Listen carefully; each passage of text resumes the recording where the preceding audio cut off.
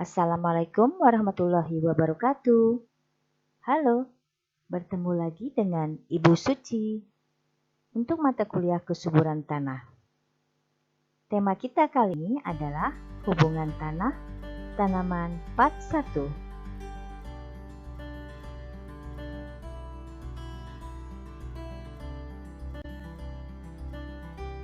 Pertama, kita lihat dulu apa saja komponen-komponen dari kesuburan tanah.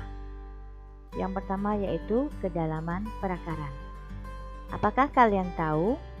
Biasanya tanah yang subur itu terdapat pada kedalaman berapa? Nah, dalamnya perakaran tanaman itu biasanya ada di lapisan topsoil, yaitu sekitar 0 sampai 20 cm. Makanya biasanya untuk kedalaman perakaran yang dikehendaki itu adalah lapisan topsoil atau 0 sampai 20 cm. Dan biasanya dibahasakan atau diistilahkan dengan sedalam mata cangkul ya. Jadi biasanya tanah yang subur itu adalah di daerah 0 sampai 20 cm. Kemudian yang kedua yaitu adalah struktur tanah. Struktur tanah, bentuk-bentuk dari partikel tanah. Nah, ini mungkin sudah kalian dapatkan di mata kuliah dasar-dasar ilmu tanah ya. Ada yang bentuknya remah, granular ya, prisma dan sebagainya. Kemudian yang ketiga yaitu adalah reaksi tanah atau pH tanah. Apakah kalian masih ingat berapa pH tanah yang dikehendaki oleh tanaman supaya ketersediaan air itu tersedia? Yaitu sekitar pH 5,5 ya. Yang sekitar 5,5 itu biasanya aktivitas mikroba, kemudian ketersediaan hara, kemudian banyaknya jasad renik ya, itu cukup. Jadi makanya dalam tanah masam biasanya dilakukan pengapuran dan pH yang dikehendaki adalah sekitar 5,5 atau 5,5. Nah, kemudian yang keempat itu adalah hara cukup dan seimbang. Oke, ini bisa dipahami ya. Untuk tumbuh dan kembang sampai produksi suatu tanaman, otomatis dia akan memerlukan hara yang cukup dan seimbang. Kemudian yang kelima adalah komponennya penyimpanan hara dan kadar air. Nah, ini juga sangat penting. Kadar air itu penting karena apa? Dia sebagai pelarut dari unsur hara. Kemudian yang keenam, keberadaan humus. Apa kalian tahu apa yang dimaksud dengan humus? Ya, humus ini bisa saja disebut dengan bunga tanah. Ya. Suatu bahan yang sangat subur yang di dalamnya terdapat unsur-unsur hara yang sangat diperlukan oleh tanaman. Nah, humus ini biasanya berada di lapisan paling atas ya. Dan itu pembentukannya memerlukan waktu berjuta-juta tahun. Oke. Kemudian selanjutnya adalah mikrobia yang bermanfaat, yang berfungsi sebagai perombak dan dia akan menyediakan unsur hara secara tidak langsung. Kemudian yang terakhir komponennya adalah tanah tersebut ya. Lahan tersebut bebas dari bahan-bahan yang meracun. Ya, bisa saja seperti AL ya, kemudian bisa saja seperti TB akibat dari proses limbah-limbah pertanian atau pemupukan yang berlebihan. Itu ya. Jadi ini adalah 8 komponen kesuburan tanah.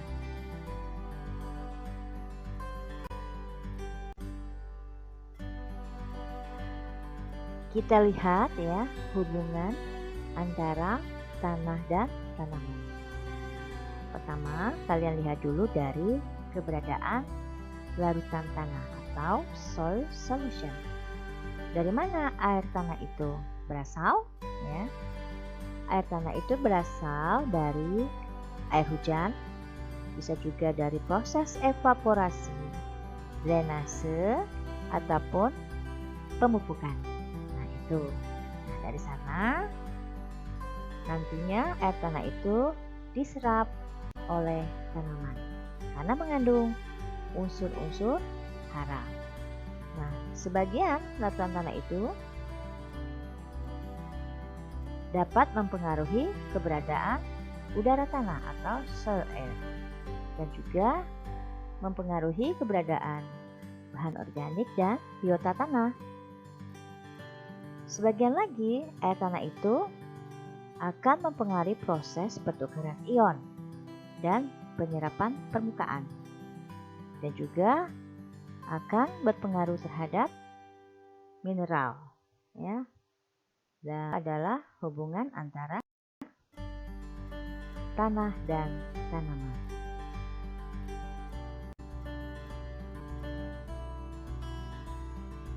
Nah, sekarang Ibu tanya, apa sih manfaat tanah itu bagi tanaman? Kalau kita, ya, tanah bagi manusia itu biasanya sebagai tempat tinggal, ya. Kemudian bisa sebagai sumber kehidupan, ya, sebagai dapat diolah untuk lahan pertanian, ya. Nah, kalau bagi tanaman, tanah itu sebagai media tanam. Kalian pahami di sini, ya. Karena apa? Karena pertama, tanah itu adalah media penyangga pertumbuhan tanaman. Kalau misal nggak ada tanah, apakah tanaman bisa tumbuh? Nah, itu, ya. Kemudian yang kedua, tanah itu adalah merupakan tempat terjadinya proses reaksi kimia. Apa guna dari reaksi kimia di dalam tanah? Karena apa? Reaksi kimia itu akan menghasilkan unsur-unsur yang diperlukan oleh tanaman, ya. Kemudian yang ketiga, tanah itu adalah sebagai penyedia air dan oksigen untuk akar tanaman. Dan keempat, sebagai penyedia nutrisi tanaman.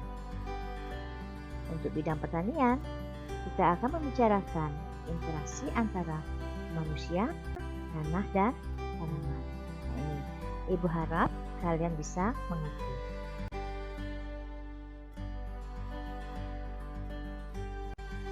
Pada slide ini, kita akan membahas mengapa tanah itu penting. Ya,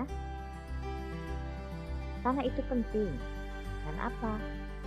Tanah itu adalah sebagai media tanam bagi tanaman, sebagai tempat tinggal kita, ya kan? Gimana kita kok nggak ada tanah? Apakah tinggal di air atau laut atau di udara? Ya, makanya tanah itu sangat penting bagi kehidupan makhluk hidup. Nah, kebetulan Indonesia itu adalah merupakan negara agraris, negara yang sebagian besar di bidang pertanian. Nah, di sana petani atau buruh tani dengan kepemilikan lahan sempit. Nah, ya, kemudian kita Indonesia itu adalah memiliki iklim tropika. Nah, yang memiliki ciri-ciri curah hujan yang sangat tinggi, ya kan? Nah, kebetulan kita pas di bawah garis khatulistiwa. Kelembapan tinggi, temperatur hangat, dan pengolahan tanah yang sangat intensif. Nah, ini adalah merupakan pusat perhatian kita, ya, di mana tanah-tanah yang ada di Indonesia sebagian besar tidak subur. Jadi, bagaimana peran kalian sebagai seorang petani berdasi mengelola lahan pertanian supaya menghasilkan produktivitas yang tinggi? Ini adalah PR bagi kalian untuk memajukan kembali Indonesia sebagai pusat pertanian, pengekspor bahan pangan. Itu, maka kita harus tahu dulu bagaimana kondisi tanah-tanah kita, kesuburan tanah-tanah di Indonesia atau di lingkungan kita. Ini mudah-mudahan kalian bisa memahaminya.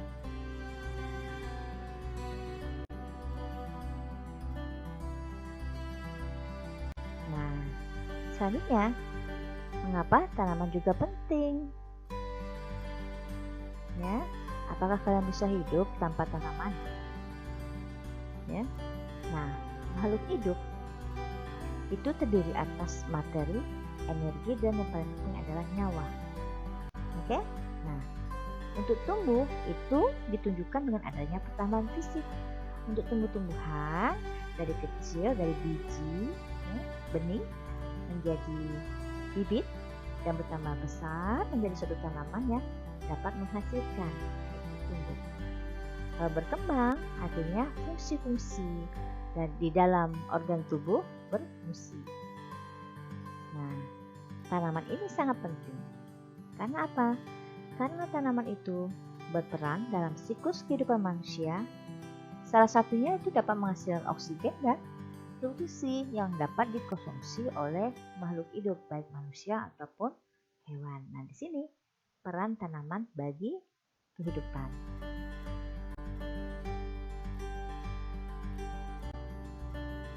Selanjutnya kita akan melihat bentuk-bentuk hara tanaman.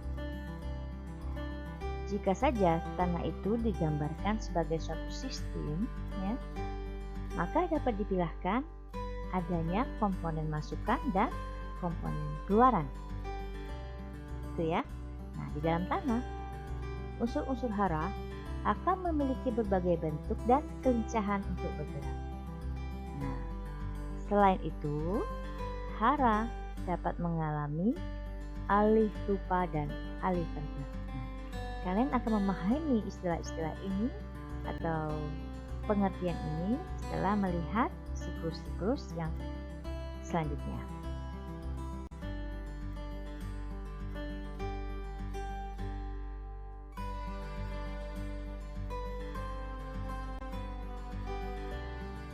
Nah, ini contoh ya. Ini adalah bentuk-bentukan bahan organik tanah. Coba kalian sebutkan, apa saja sih contoh dari bahan-bahan organik? Bahan organik, ya, itu misalnya apa? Serasa, ya.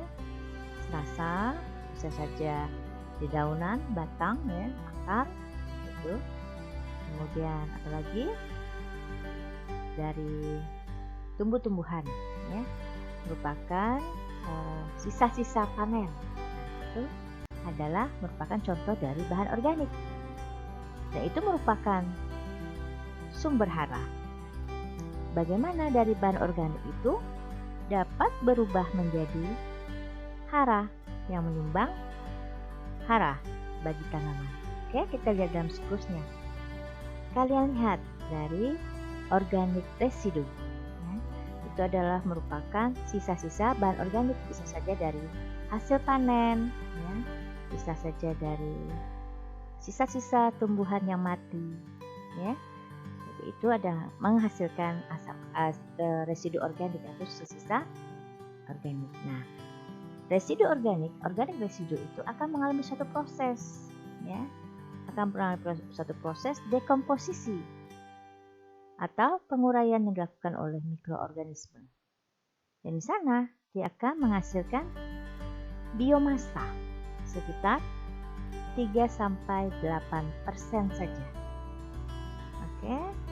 Nah, selanjutnya perubahan dari organik mengalami proses dekomposisi akan menghasilkan senyawa anorganik atau inorganic compounds. Nah, senyawa anorganik inilah yang dapat menyediakan hara bagi tanaman.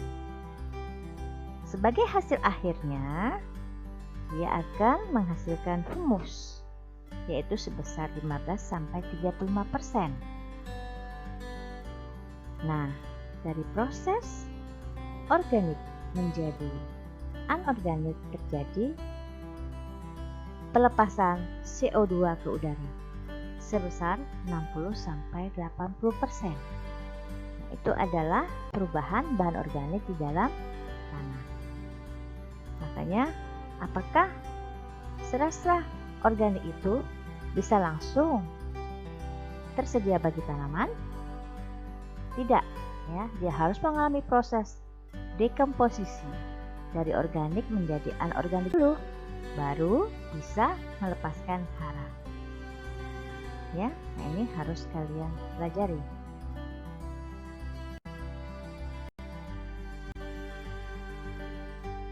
Selanjutnya, ini adalah siklus nitrogen. bagaimana nitrogen itu dapat tersedia bagi tanaman. Ya, contohnya pupuk apa? Pupuk urea yang biasa kalian lihat ya, warna putih ya, dan mudah menguap. Itu contoh pemupukannya. Untuk menjadi N yang dapat diserap oleh tanaman, dia ada dalam dua bentuk, yaitu amonium NH4+ dan nitrat NO3-. NH4+ atau amonium itu dapat tersedia pada tanah-tanah yang tergenang. Sementara nitrat NO3- itu dapat tersedia pada tanah-tanah kering. Nah, ini PR buat kalian. Bagaimana proses siklus nitrogen itu terjadi, sehingga hasil akhirnya adalah terbentuknya amonium atau nitrat. Oke, itu adalah tugas pertama.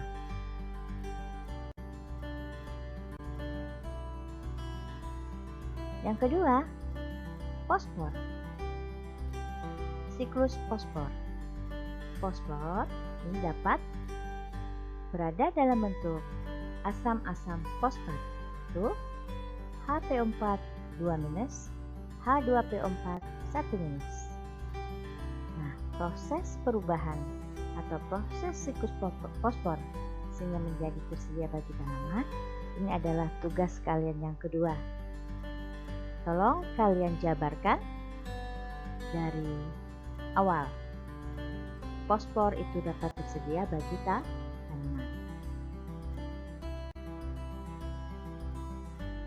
Nah, ini adalah siklus kalium. Siklus kalium.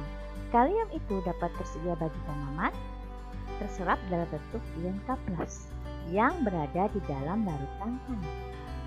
Makanya air itu sangat penting untuk melarutkan hara sehingga dapat terserap oleh akar tanaman. Tugas kalian yang ketiga, menjabarkan bagaimana siklus kalium itu sehingga dapat tersedia bagi tanaman.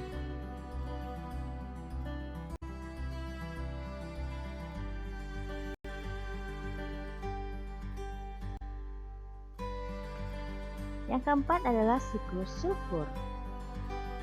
Sulfur itu dapat terserap atau diserap oleh tanaman dalam bentuk sulfat sulfur, SO4-. Tugas kalian yang keempat, menjabarkan bagaimana siklus sulfur itu terjadi sehingga menjadi tersedia bagi tanaman. Tugasnya mandiri.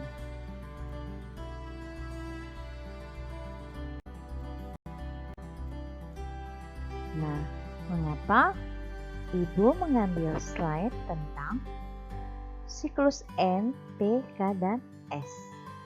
Karena unsur N, P, K, dan S itu adalah merupakan unsur hara makro.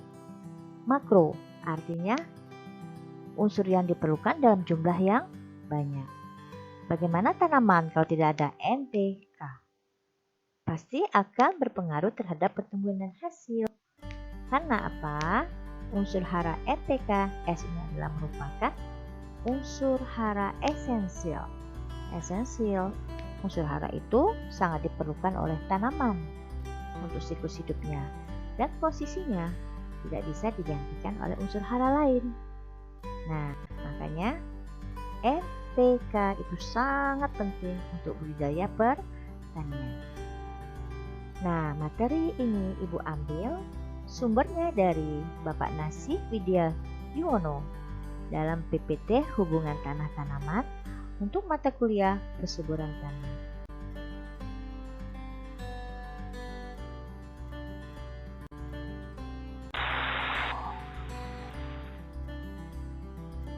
Sekian dan terima kasih untuk materi pertama kita, Hubungan Tanah Tanaman Part 1. Nah, jika materi ini bermanfaat bagi kalian, silahkan subscribe, share, like, and comment di YouTube Pura Suci. Sampai jumpa lagi. Salam.